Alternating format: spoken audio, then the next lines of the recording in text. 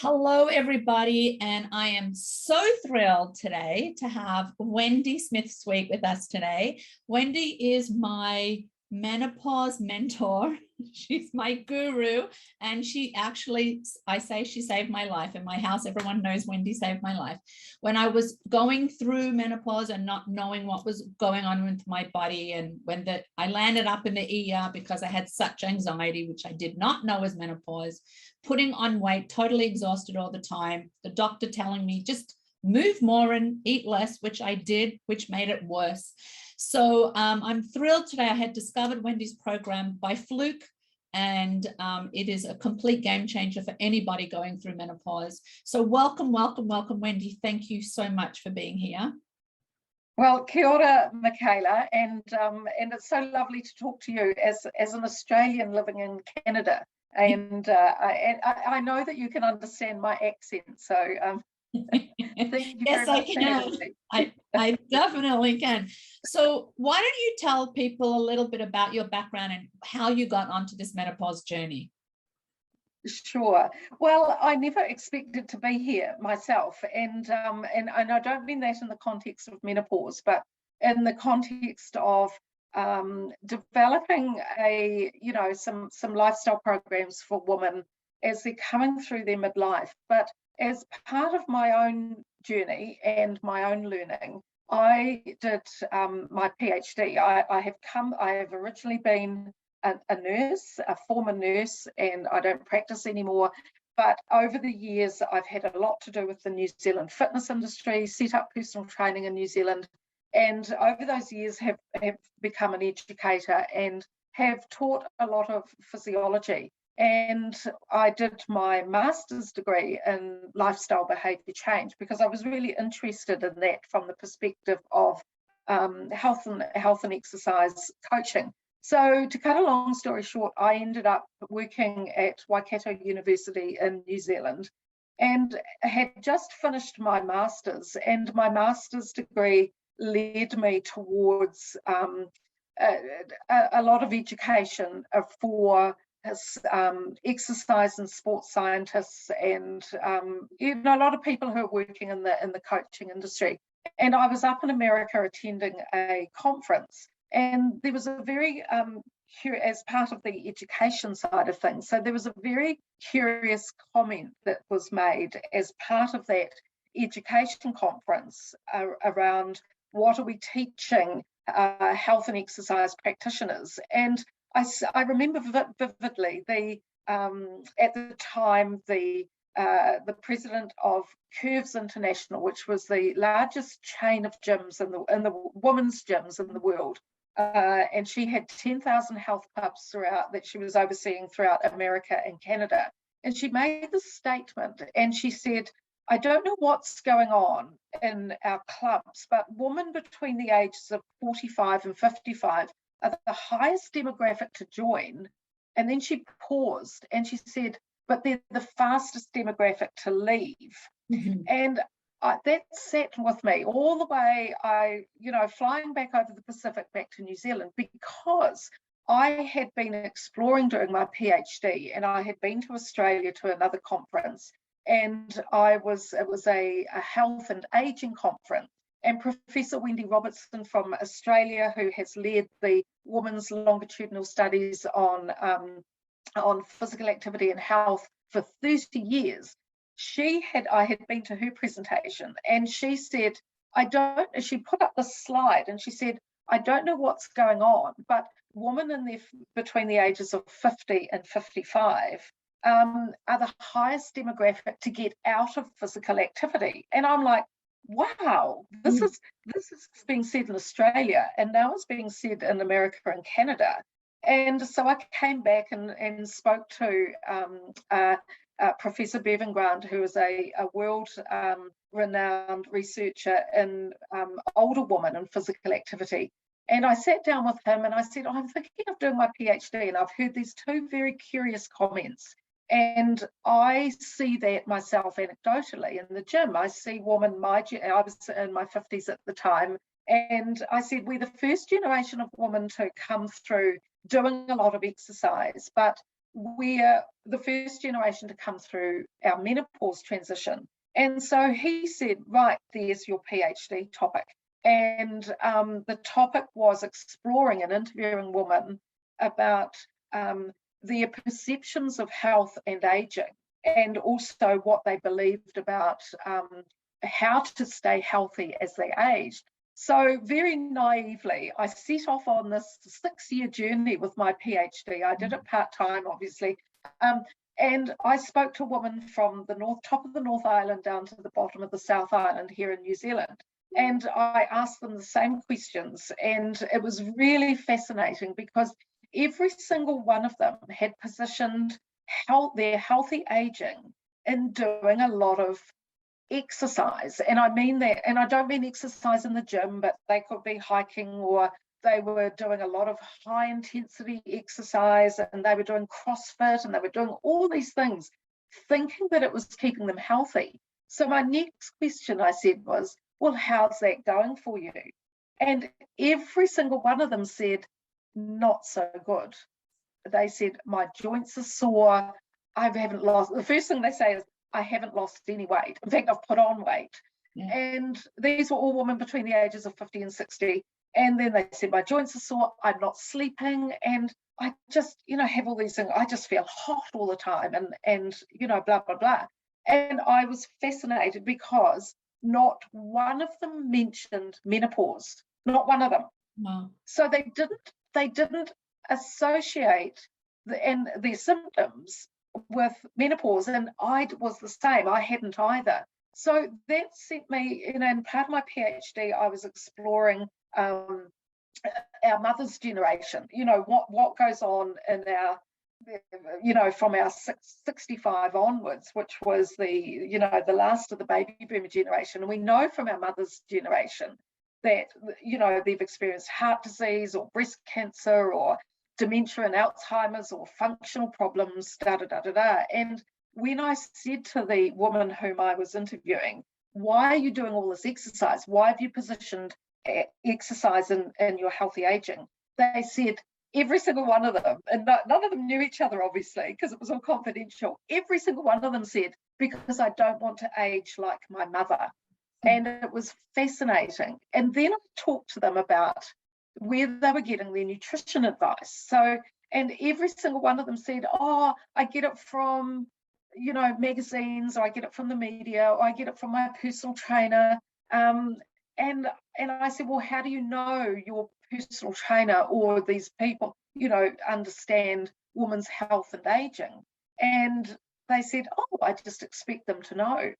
But of course, one of the things I argued in my PhD defense is that women between the ages of 50 and 65 are being forgotten about, because there is not one course on menopause and menopause nutrition and menopause exercise. So that's what I did for my PhD, and that's led me through this entire journey myself, for thinking, wow, the more I researched, the more I thought, why don't we know this stuff? Why don't we know that, we should be having extra virgin olive oil for our joints, because that follows the Mediterranean influence, and the women in the Mediterranean don't have the joint problems that Western women have, and yet we're being marketed for coconut oils and all these canola oils and all these different things. So the more I researched around this age and stage of life, the more I realized that, first and foremost, menopause itself wasn't being positioned in a woman's aging research, and yet it's our biological entry to our aging. It's the bookend to puberty. And secondly, nobody was looking at the inflammation information and then positioning menopause changes in that inflammation research. So that's what I did. And as part of that journey, I decided that I would leave the university environment where I was lecturing and set up online programs under the brand name My Menopause Transformation. And that's how I met you, Michaela, which was wonderful. I'm so grateful for that. I was a CrossFitter at one point. I did CrossFit and I never lost weight. I was always exhausted. So I can Well, you relate weren't alone.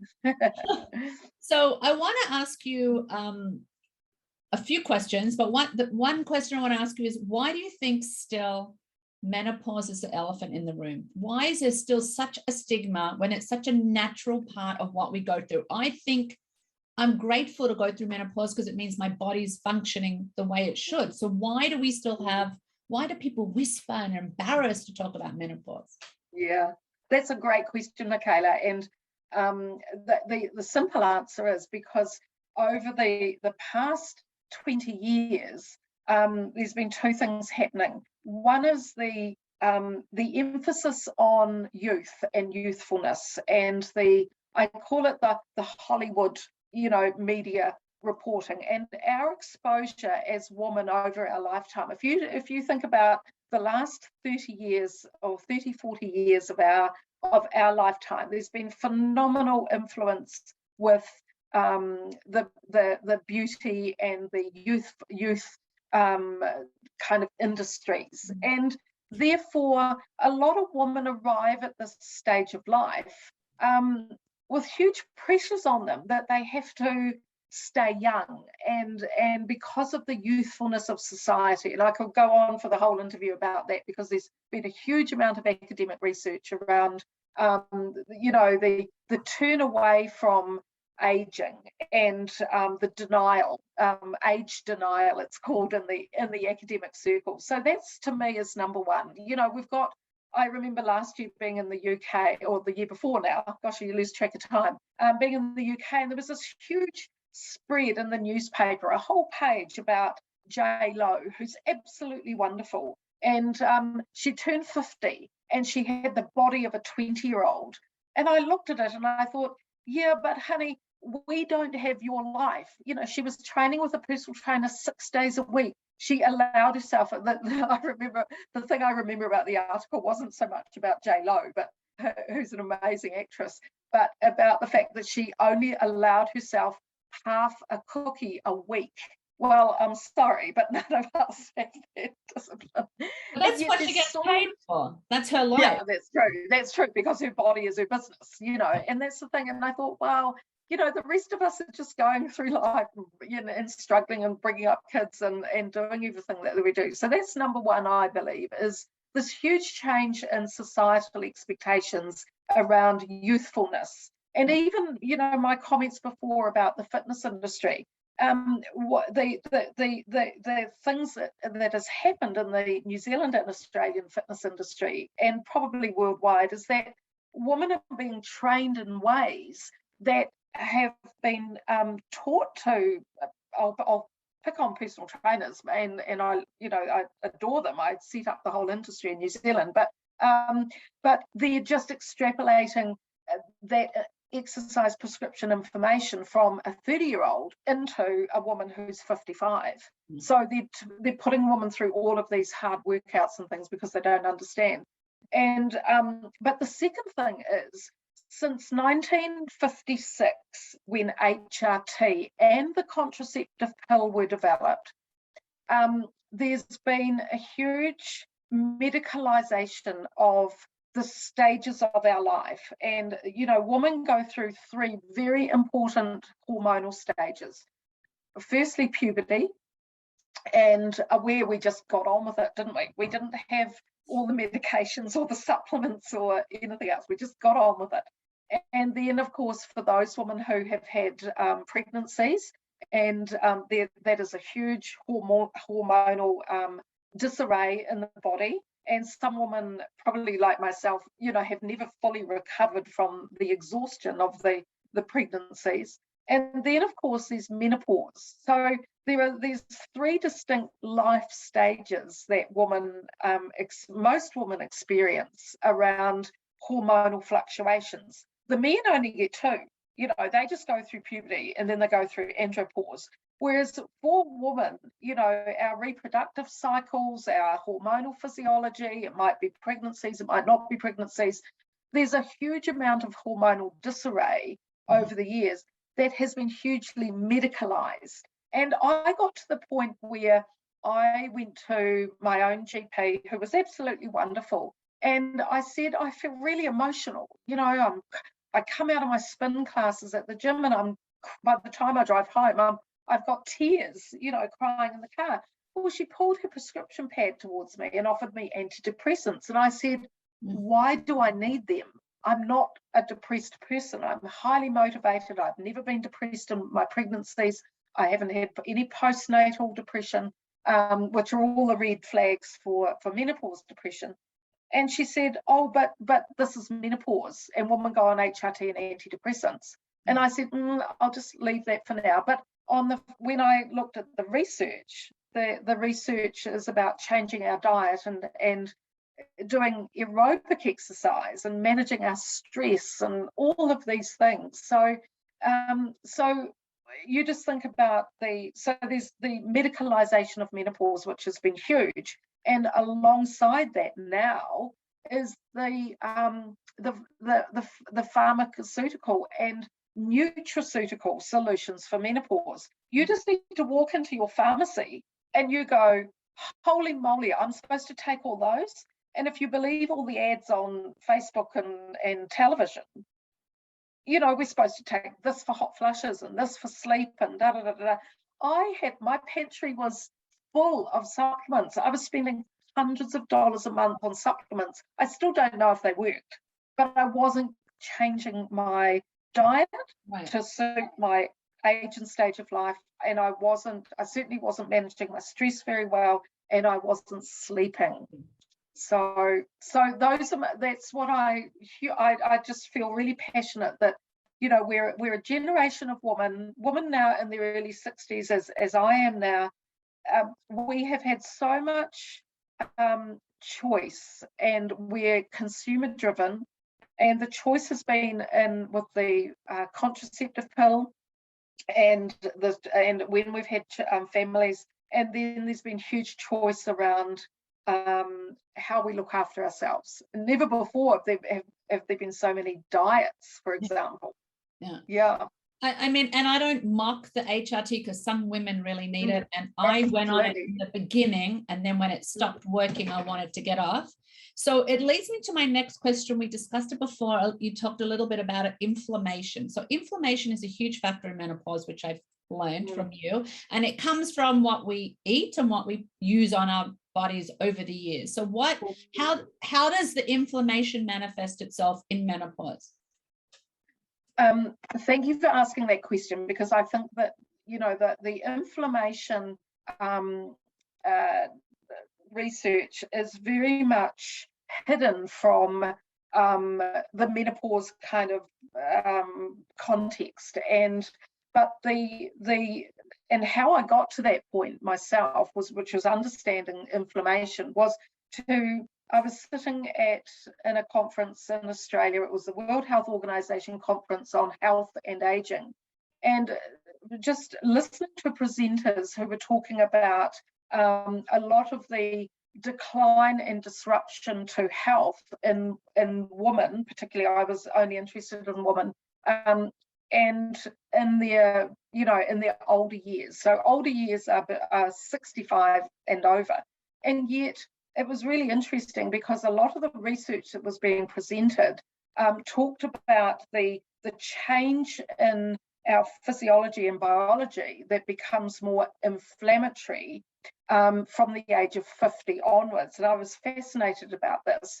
So what happens with, inflammation, it's a word that gets put out there, but you rightly ask, what is it? Well, what it is changes in the body. We all know a cut and how it becomes red and hot and swollen, and the body goes through an inflammatory process to fight that inflammation. Well, and if we break a leg or have a cut or sprain our ankle, then that's an injury. But there are certain injuries that are going on inside our body's tissues as we get older. So for women, one of the most prolific things that happens as they start to go into menopause, and menopause itself is when your periods have stopped. The average age globally is 51, 52 years.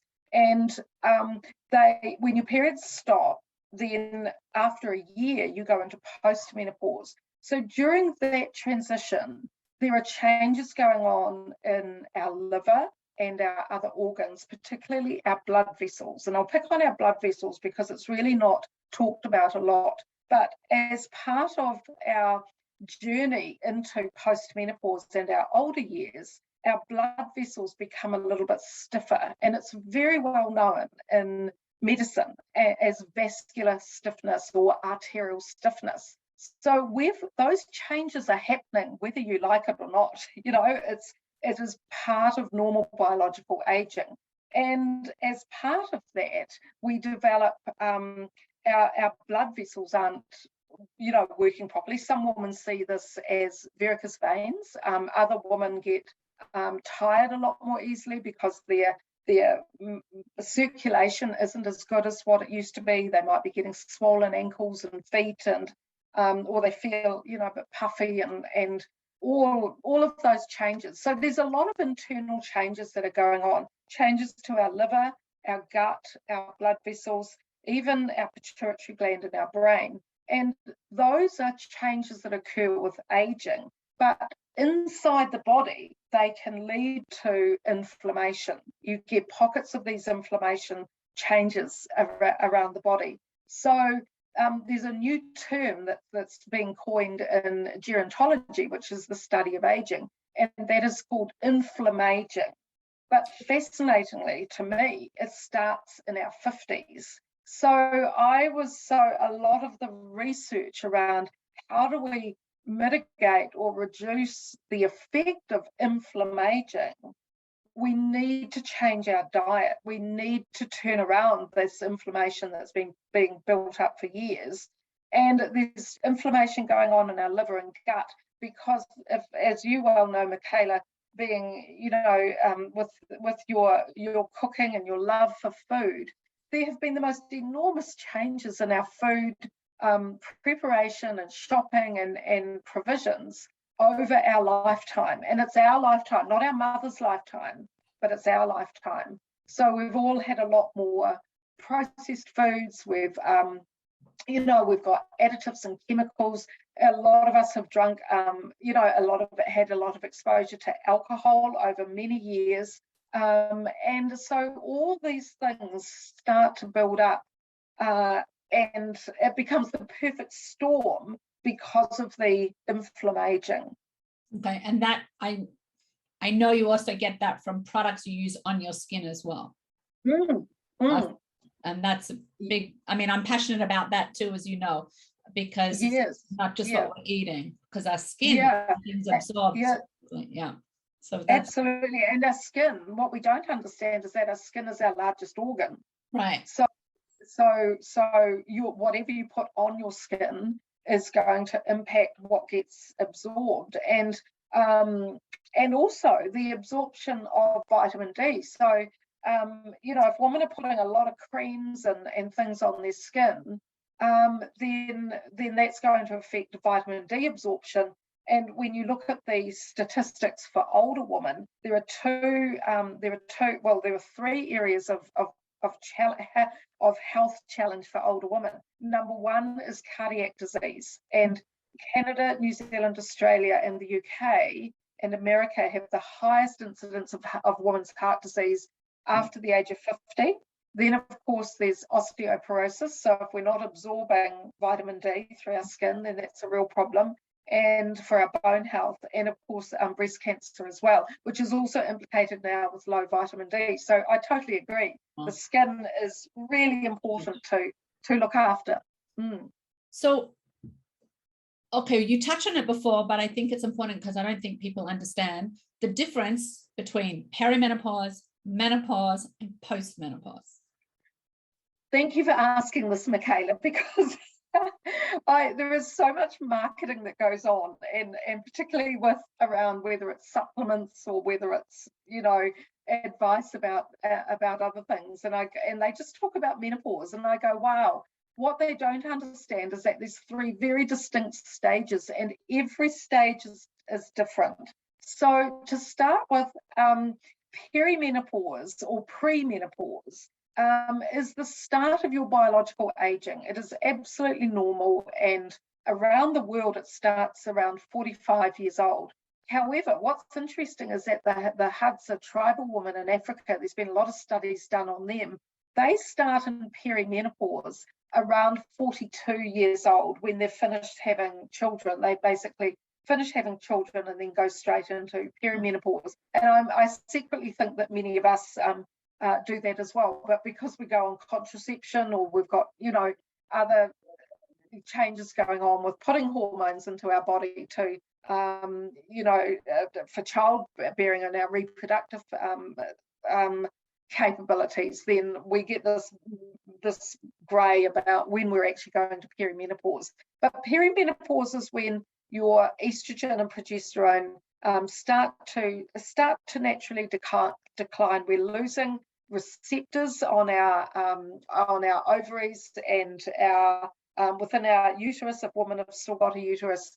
But there is a huge link between the ovaries and the pituitary gland in the brain. So our master hormones are in our brain, luteinizing hormone and follicle stimulating hormone. So as the ovaries are starting to lose receptors, the brain still thinks that you're in your cycle. So it's still pumping out messages to your ovaries. And a lot of women go to an endocrinologist and get their blood test done. And they go and they don't know what they're looking for. But essentially, if you're in perimenopause, then luteinizing hormone is still very high, and follicle stimulating hormone. So they're still active, but your estrogen and progesterone are declining. So that's something to look for. So in perimenopause, your periods start to fluctuate a bit, and then you move towards a natural menopause. I'm just talking about natural, not surgical menopause. Right. You then move towards your early 50s, and around 51, 52 is the global age for your periods stopping. Now, if you've had a late puberty, or if you've had children later in life, that can shift, that can move towards your mid-50s. So don't worry, women shouldn't worry if they're still getting their periods at 55, as some of my friends have done, but they've actually been pregnant at 42, Right. So they're pushed in terms, because it's genetically driven. It's because it follows this life course approach. None of us knew when puberty would arrive. Some girls, it's 9 years old these days, and some women our age, it could have been 15 or 16. So don't worry about when that happens. So menopause, your periods stop, and when they've stopped for a year or more, you go into post-menopause. And in post-menopause, so all of that time lag, which can go on for a number of years, you're going through metabolic shifts in your body. Your liver is changing, your gut is changing. We all know our muscles change. Suddenly we've gone from being strong and having a lot of muscles, and our butt muscles are still there, and then suddenly we wake up and they're all gone and we feel really weak, and I'm going, well, what was the use of all that exercise over the years? Sure. And glutes is your major muscle, so you lose the size and density of your muscle. And then, of course, in post-menopause, we're there for another 20, 30 years. And what fascinates me is that the women's health research, when you look at our mother's generation, or 100 years ago, the average life expectancy of women was 65 years old in Australia and New Zealand. We didn't have to worry about post-menopause, but now, because of public health and modern medicine, now we're aging. We've got another 25 or 30 years in post-menopause. And this is why there's been so much emphasis from an academic perspective on older people and what is happening, and let's try and keep us all out of rest homes. Let's actually, try and stay functional and healthy. Yeah. So what would you... This is the gateway to that. Yes, it's a gateway, and I think we should embrace it as hard as it is sometimes. I think it's something we can't avoid, so we should embrace it and know that, well, this goes kind of what the biggest misconception about menopause. I mean, what do you think? Yeah. I think it's people think it's the end of their life. But I think if we look at it, I think it's a wonderful stage. There's so many positives to going through it. Like I know with me, I'm post-menopause now. It's been a year and a half, and I actually feel a lot better than I did a couple of years ago, since I've done the program and time has gone on and I've changed my habits. So I don't look at it as that's it, you know. So Absolutely, I agree. And you know, we're talking about the physiological changes, but I think that that's what a lot of women grapple with, and I grappled with myself. Was there's a lot of other changes going on in a woman's life during this time, and you know, the kids might be leaving home or they might not, and we've got, you know, a lot of women have got busy lives and busy careers, and to me, that has never been taken into account when it comes to our symptoms. And you know, our generation invented the word stress. We didn't really know about it, but there's such when we look at our life and our lifestyle, and we take that then and put our menopause hormonal and physiological changes with that, then there's a lot of chaos going on in so many different ways. And it you know, yes, you know, HRT and antidepressants can help women with their anxiety, but what are they doing about their breathing? What are they doing about their food? What are they doing to reduce inflammation? Because your brain is also really busy. And I think we get to this life stage, and you know, you asked earlier on, Michaela, about you know, what is the thing about menopause? Well, the thing is that we have all got really busy lives, and we're going through this life course change, which, you know, from an evolutionary perspective, didn't gear us up to be working and in stressful jobs and still and have, you know, still have teenagers at home or young people or a lot going on. And to me, if women can take a step back and say, wow, I'm in menopause, I actually need to put my feet up and impart some of the load that I've got onto others, and you know, whether it's the family or in the work environment, and take some time out and reflect on how on earth did we become so busy. You know, and it's a really good thing to do, and I had to do this myself, and it's not, believe me, you know, and to your listeners, it is not an easy question to ask yourself and to reflect on. But when we are so busy and our body is going through physiological changes, you need to take a step back and say, you know, what is going on with the rest of my life? What is going on around my, you know, feeling that I'm so busy? Tough one, but good to do. It is, and I've had to learn that there are some days I will just sit down and do nothing, and on those days, if my daughter sees me, she says, "Are you feeling all right? Why are you sitting down in the middle of the afternoon?" But I'm learning that to listen, and I think women don't know how to listen to their bodies in a way that we've been so programmed to go that we think it's selfish. It's not selfish. Self-care is not selfish at this age. It's a necessity. So I just want to finish up, because I want to be respectful of your time.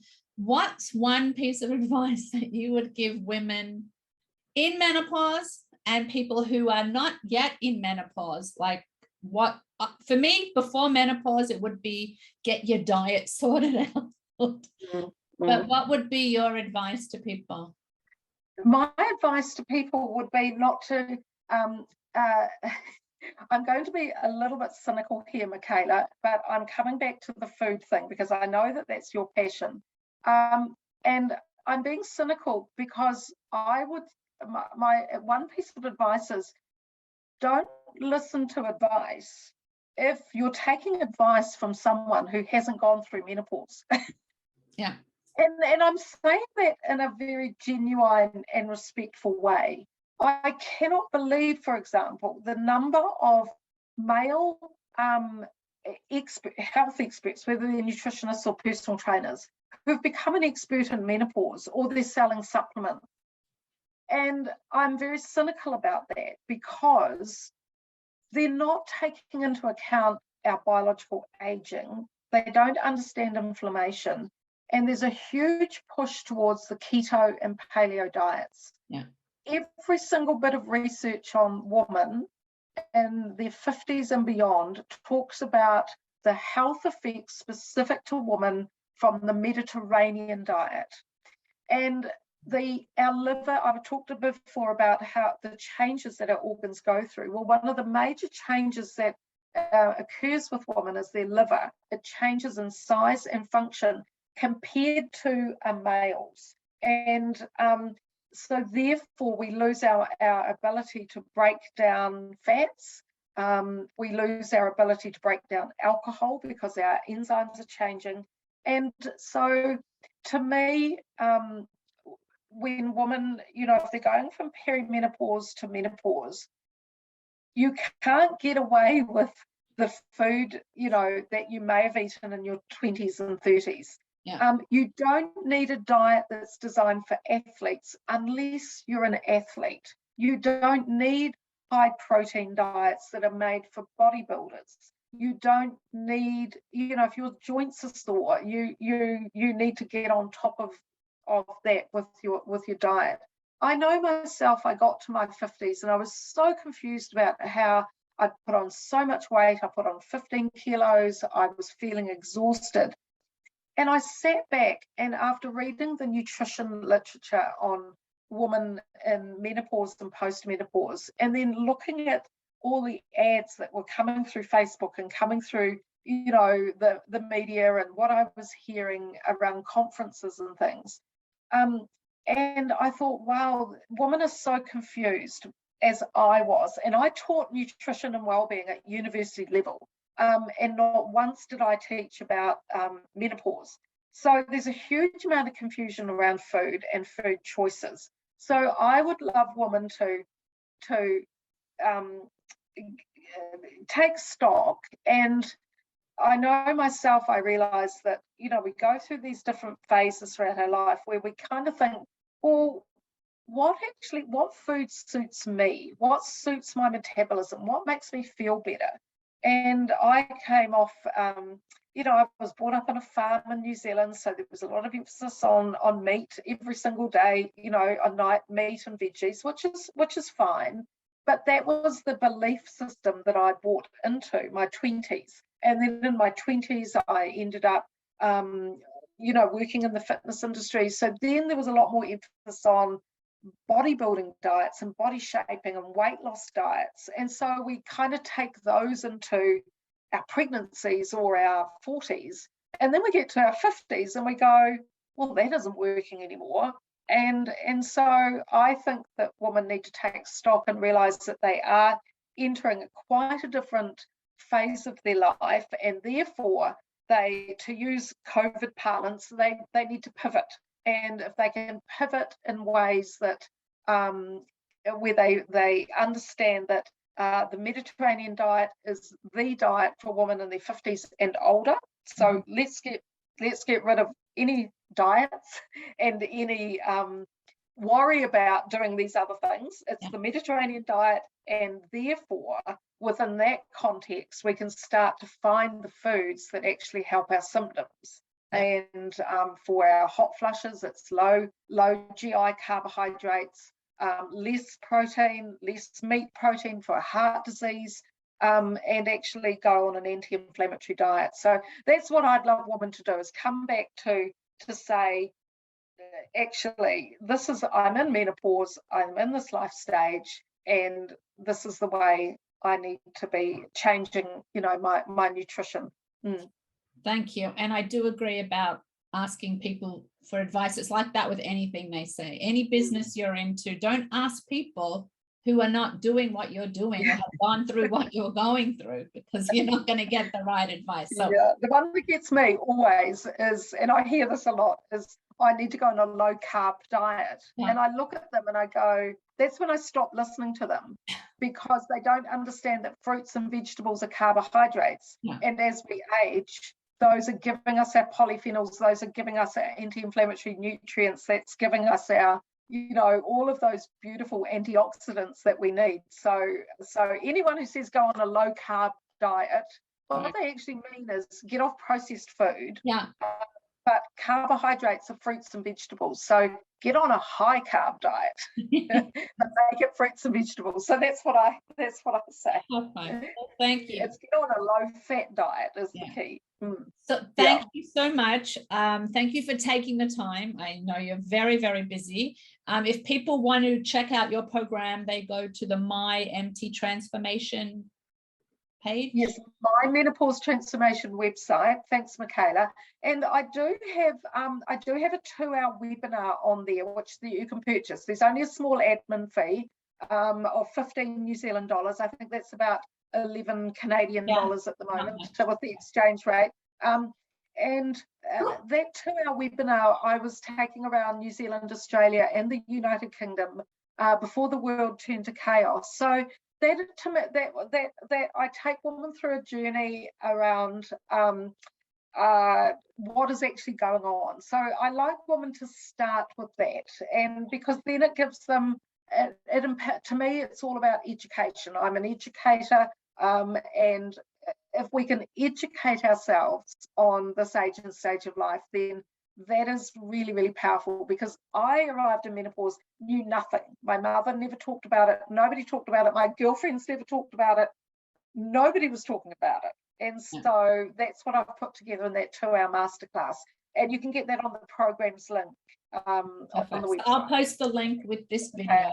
So thank you again. And please, everyone, take the time to watch this. There's a lot of valuable information in here. And thank you, Wendy, so much. I so appreciate you taking the time all the way from New Zealand. So thank you. And we'll have to do it again soon. Yeah, thanks, Michaela. I've really enjoyed it. Thank you.